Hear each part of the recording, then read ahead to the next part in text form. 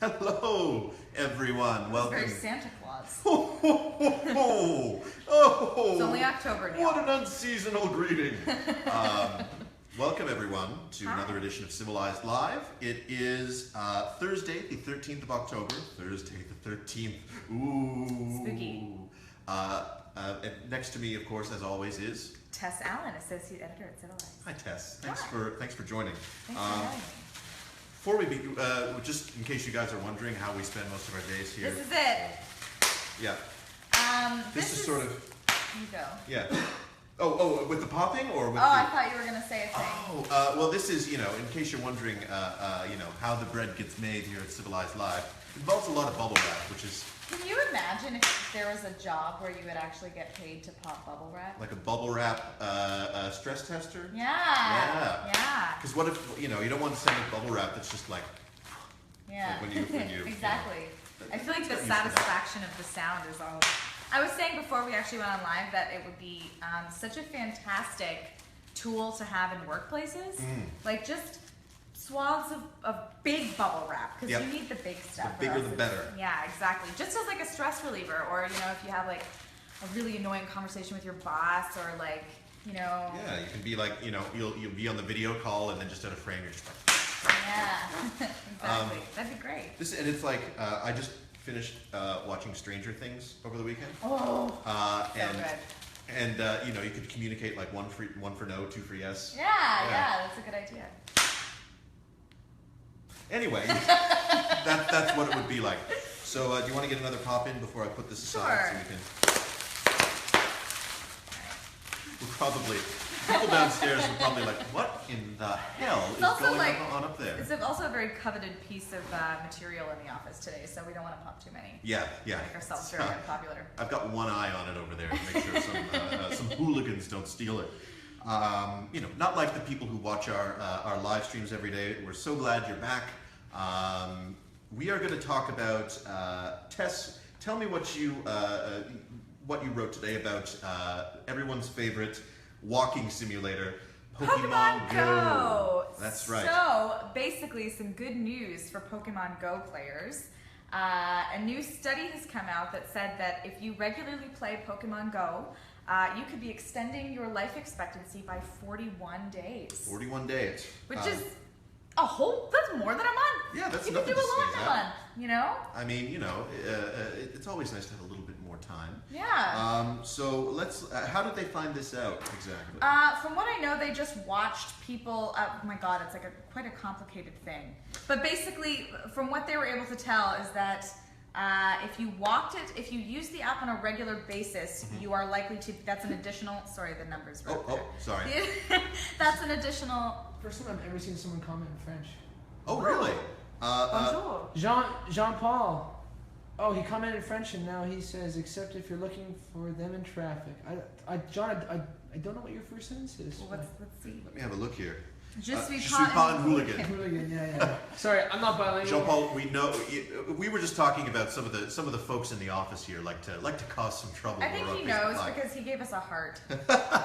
So. Oh, that's nice. There's my good friend Sarah Jones right there. Oh yeah, hey Sarah. Says hi. That's good to know. I've got a bubble wrap connection, so Awesome. Sounds good. thank you, Sarah. I'm absolutely going to take you up on that. So. Anyway, so yes, the study found that if you walk an extra, like if you are playing Pokemon Go regularly, that can account for 1,400 extra steps a day. Yeah. Which, if you're between the ages of 15 and 49, Like me. that's you, that's me, that's most I think of the everyone people in this our room. office. An extra 1,000 steps a day could translate to 41 extra days of life expectancy. Well, technically 41.4. So like if you want to watch, one of the like Lord of the Rings extended editions on your deathbed, you can put that in. You can certainly do that. Yeah. That's an option for you. If You want to play get Pokemon Go. Titanic in there one last time? Yeah, Go yeah, for it. yeah, exactly.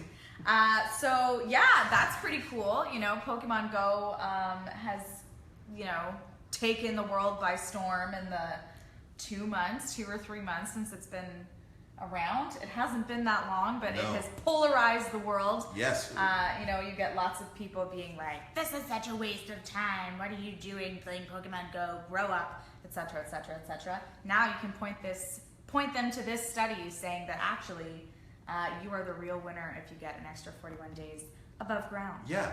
I guess the Pokemon Go players will be dancing on your grave for 41.4 days. So Catching Pikachus on your grave for That's 41 more days. the ultimate disrespect. Catching a Pokemon on your grave. I think the ultimate disrespect would be like catching a Magikarp on somebody's grave. Oh, that like is it can't pretty be devastating. it can't be a cool Pokemon. Yeah, it's going to be one of the one of the less useful Pokemon. Yeah. Like the one that's just a cocoon, and Uh, all it does is just like the cocoon harder. Doesn't he turn? Doesn't he turn into something really cool? I think a butterfly. Yeah, Butterfree. I guess that's gotta okay. be- We don't know our Pokemon very well. Yeah, if there are any angry Pokemon fans out there watching this, please feel free That to we're correct us really in the comments. pissing off. What would be the worst Pokemon to have someone catch on your grave? That's what I That is the, that's the question. that's a today. beautiful question. One of the great questions of life. Yeah. Have you played it? You know what? I was living before I moved for this job. I was living in like a pretty rural place in Quebec, Okay. where like you would have to, spend $20 of data to come across like a Drowsy. So Drowsy. I didn't play for long. Unfortunately, I do think it's really cool though. I reject the whole anti-Pokemon Go camp who think that it's all just a bunch of people who can't grow up, and I just think that's silly. I mean, Yeah. grown people play video games inside their houses. Why not let people of all ages play video games outside? I mean, it seems to be marrying these two great fun concepts. I don't really understand what all the Yeah. hate is about.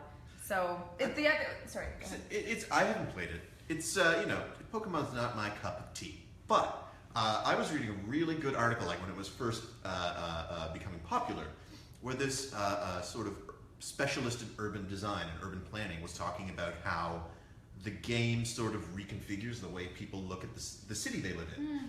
Because there are different, I guess the way it works is you have lures and Pokestops that are at different places that you Yeah. sort of have to go find. So you have to Yeah. engage with the the way your city is built, Yeah. and engage with cool little things that you might otherwise not look twice at. Yeah, it's still really, really big in St. John, New Brunswick, where we are live casting to you guys today. If you just go for a walk down to, like, say, the boardwalk, Yes. there are right people by the harbor. everywhere, right by the harbor, everywhere catching, water Pokemon. It's really huge. It's really funny. There's this little church kind of in the suburbs outside of St. John, and if you go there on any given night now, there are dozens of cars driving into the parking lot and then leaving, because apparently it's like a Pokestop. So you go and get your Pokeballs and then keep going. It's like a I've drive-through joked- Pokestop. Yeah, I've joked several times that it's probably the most traffic that church has seen in years.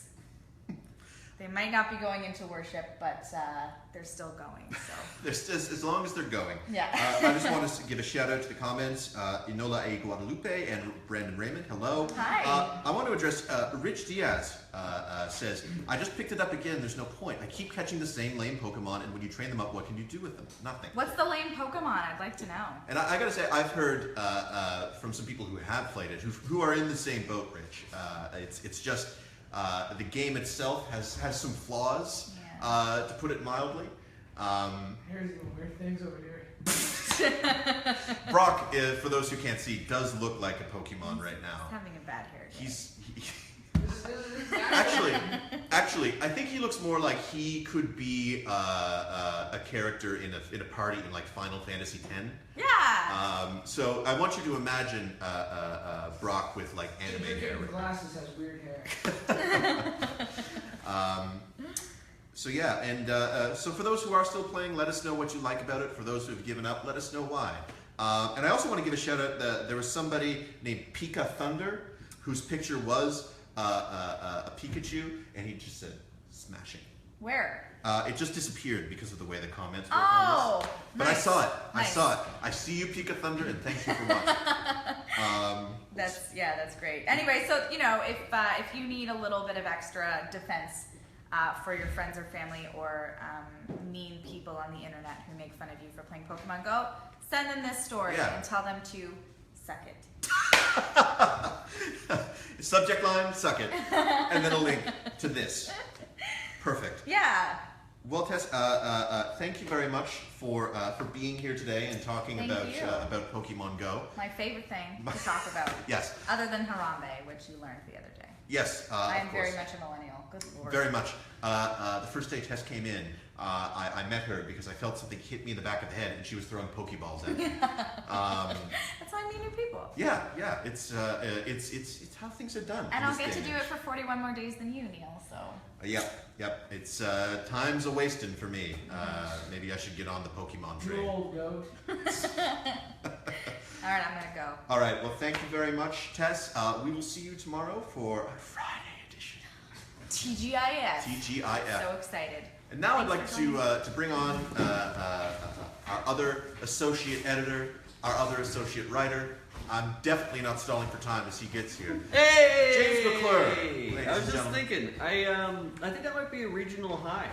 I was wondering that when I was at the Civilized birthday party, and I noticed Go on. everyone came into the room, and I went, hey! And they just stared. I was like, if I were back in Ontario, what you do is you go, hey! And it turns like really, really loud, and that's how you know how many people are at your party. It's almost like an audio head count. You know what it reminds me of? Is like on like hip hop songs where they're like, hey, oh, hey, oh. Well, But I the did- O's forgot to show up. I did go to the Naughty by Nature finishing school. Oh, of course. I must ask, are you down with OPP? Of course. OPP, NPP, YPP. Yeah, you know me. Oh, yeah. You know me. Well, thank you very much for being here. And Oh, speaking thank of you. Naughty by Nature, Bob Dylan won the Nobel Peace Prize. Yeah, Not the Bob Nobel Dylan. Peace Prize, the Nobel Prize for Literature. No, he did. Yeah, he got rid of all the nukes. He got rid of all the Yeah, nukes. He got rid of all the nukes. Yeah. He just said, hey, guys, why do we have nukes? Hey. You know what we need to do with the nukes? Panama. And people were like, whoa, shoot, we didn't hear a thing of that. We better pretend we did and just get rid of the nukes. Otherwise, it'd be really rude to Bob Dylan to act like you can't understand him, right? But yeah, that was unexpected news. Oh, for sure, you yeah. know, I always keep an eye on the Nobel Prize for Literature because I'm so highfalutin. And I did not see this one coming at all. I don't think anyone did. No, I don't think anyone did because it's never really gone to a singer-songwriter before. It goes to, a lot of novelists, a lot of, poets have won it, short story writers like Alice Munro, people like Toni Morrison. So it's the first American in 20 years, it's the first singer-songwriter, and it's the first person from the 60s counterculture that still has a lot of, we still have a lot of vibrations from that today. And it's a cannabis icon. I took a look over the list, just to make sure that Jerry Garcia wasn't in there or something like that. But Nobel Prize winner Jerry Garcia. you never know. It would definitely be for physics. Yes, for physics. Yeah. And I think Jim Morrison would have won for economics. Oh, for sure. Yeah. The Lizard King theorem. Yeah, exactly. The idea of purging the doors of perception is actually more fiscally responsible than voodoo economics. That's right. This is the end of. Our fiscal Yeah. year. The But yeah, end. No quarters can. Yeah. so I wanted to ask you. You wrote a little story about Bob's big win, and you told a story that is in the annals of cannabis legend. Oh yeah, this is like the smoking circle. One of the things I like to think about, what smoking circle would you like to break into if you could? Of all the famous ones that have happened there, and you might not know about a lot of them. I have a lot more experience reading about these things because I found out stuff like Tommy Chong and Schwarzenegger's, having a joint, that sort of thing. But one of the best, if I could pick one, I would want to be in the hotel room where Bob Dylan introduced the Beatles to cannabis for the first time. Paul McCartney was probably like, ooh. Paul McCartney actually ran around the room asking people, do you have a pencil? Do you have a pencil? Do you have a pencil? Oh, Because he good had fellas. this revelation. Yeah, it's probably like, do you have a pencil? Oh, I have a pencil. I got an idea. I've got a song. I don't want to lose it. and he wrote it down, and he thought it was the most genius thing ever. And he found it the next day, and people asked him, so what was that thing? He kept bugging us about it, and he pulled it out, and it was a piece of paper that said, there are 7 levels. Whoa. Yeah. Whoa. Yeah. There are 7 levels. There are 7 I like levels. that. Yeah. To what? Don't know, but there are 7 of them.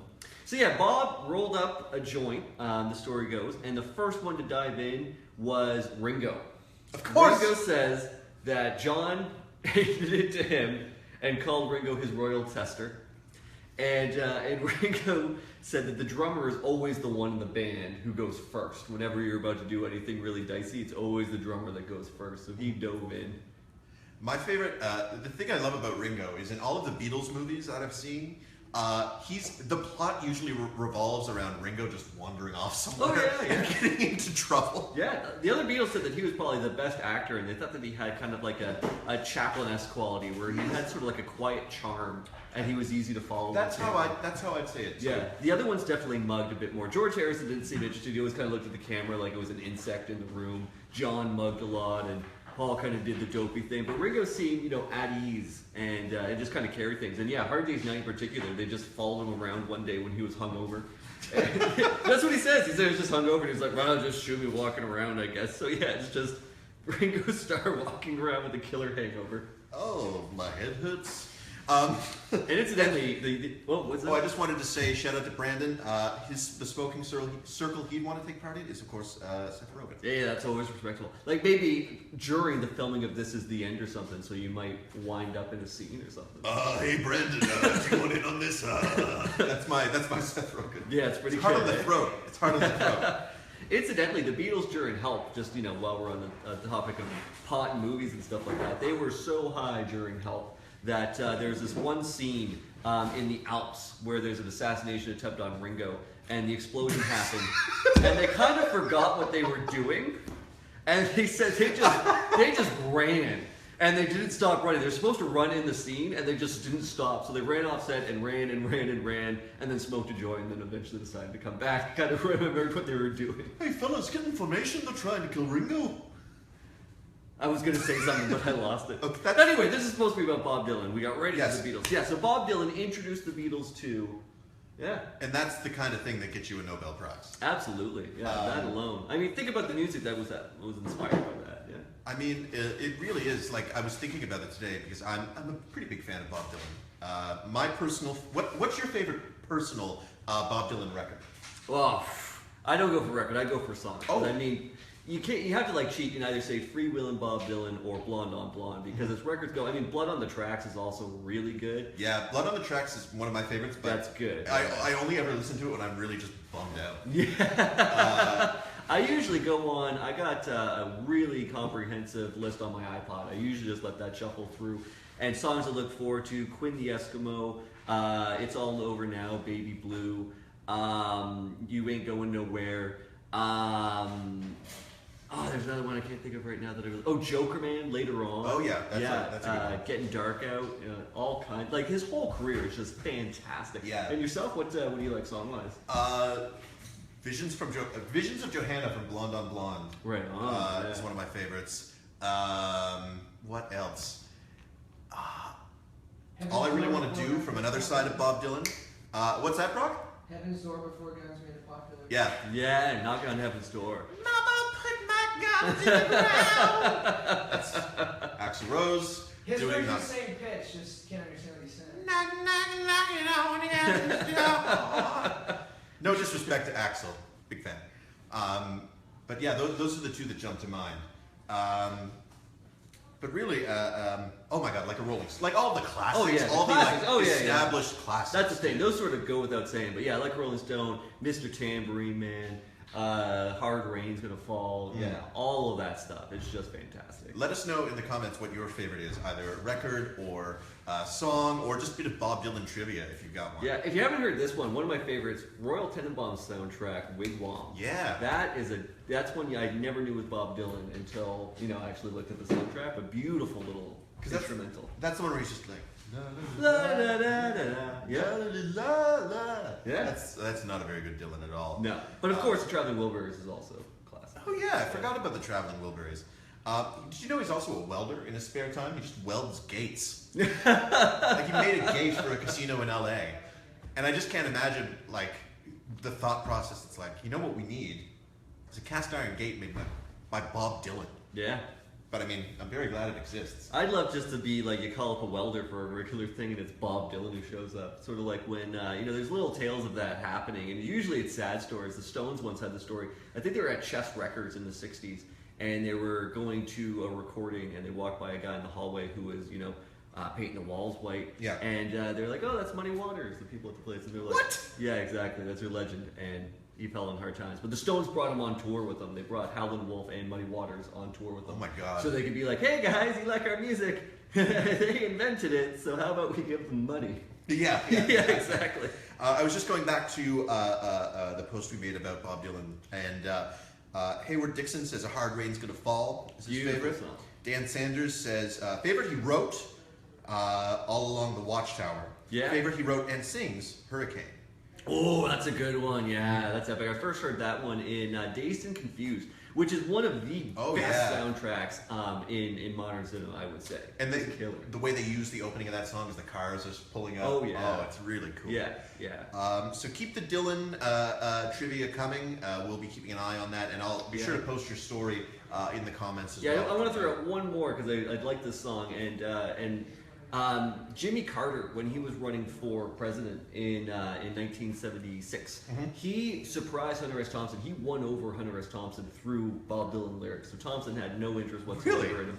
And Jimmy Carter was a Southerner. He came from a family of wealthy Southerners, and he didn't understand the plight of poor whites down there. And that was part of Hunter S. Thompson's tradition. And he said that he changed his mind or started to think differently when he heard Maggie's Farm by Bob Dylan, and that really resonated with Hunter S. Thompson. And so whenever I hear that song, I like to think of that story and the impact that sort of had on people like Thompson and also people like Carter. Wow, that's a great tune too. I gotta bringing it all back home. That whole record.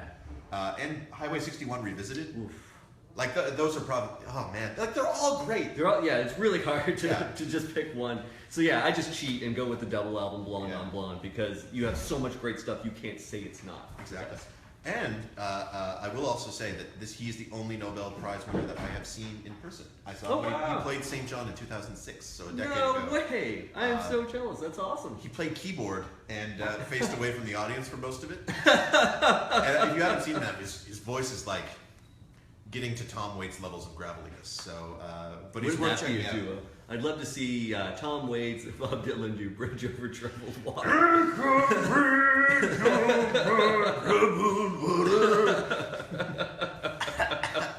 Anyway, all right. I got to rest my voice. So I want to thank you for being here. Thank you. Thanks for talking, Bob. Thank you to Brock. I'm sorry your anime hair is now covered with a hat. Robert says, I wonder if the guy Bob Dylan plagiarized at least got his honorable mention. Interesting. Give us a little bit more on that. Give us some context I'm on curious. that. I'd love to hear it. We'll be checking back, Robert. But thank you for commenting. Robert don't know about Constantini, thank you for your comment. Yeah. But we'll be back tomorrow. Cool. Same Civilized Live time, same Civilized Live channel. Be sure to subscribe once the video is done so you don't miss a Civilized Live. And that's about it. Any other housekeeping you'd like to do? Nope. Said it all well. Jeff Ballard says, love the show. Thank Awesome. you. Thank you, Thank you so Jeff. much for tuning in. So Brock, do you want to take us out? Take you out. All right. And Brandon says, see you later. See you later, Brandon. See ya. Bye, everyone. We'll see you Civilized. tomorrow. Civilized. Nice, Brock. Nice segue.